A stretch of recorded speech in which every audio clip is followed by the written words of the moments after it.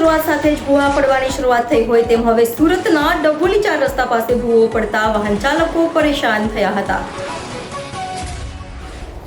સુરતમાં વારંવાર ભૂવા પડવાની ઘટનાઓ બની રહી છે। વરસતા વરસાદમાં ભૂવો પડવાની ઘટનાઓ વચ્ચે હવે તો વગર વરસાદે પણ ભૂવા પડી રહ્યા હોય તેવું લાગી રહ્યું છે।